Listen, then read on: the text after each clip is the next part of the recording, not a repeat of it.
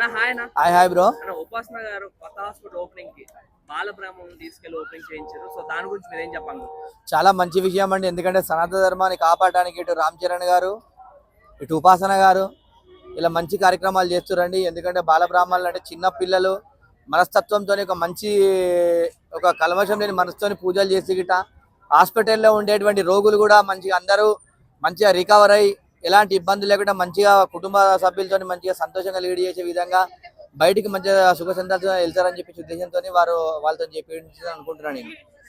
గతంలో కూడా చాలా సార్లు ఈ ఏదైతే హిందూ ధర్మానికి సపోర్ట్ చేస్తూ రామ్ చరణ్ చాలా ఇవైతే చేశారు.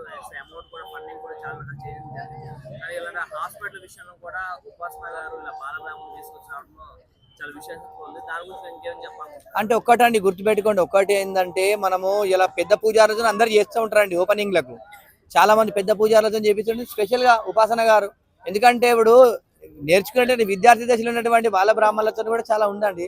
వాళ్ళు మంచి మనసుతో పూజ చేస్తారు కాబట్టి మంచిగా జరుగుతుంది. హాస్పిటల్కి వచ్చే పేషెంట్ కూడా మంచిగా క్యూర్ అయి బయటికి వెళ్తారనే ఉద్దేశంతో చేసిన అనుకుంటే, అదేవిధంగా సనాతన ధర్మానికి దేశం పక్కట్లో ఉన్నటువంటి ఒక భక్తికి మనం వాళ్ళ హాస్పిటల్ కూడా మంచిగా నడవాలని చెప్పేసి, అదేవిధంగా ఇలాంటి సనాతన ధర్మం కోసం వీళ్ళు చేస్తున్నటువంటి మంచి కార్యక్రమాలకు రామ్ చరణ్ గారికి, ఉపాసన గారికి ఒక ప్రత్యేక ధన్యవాదాలు తెలపాలనుకుంటున్నాను.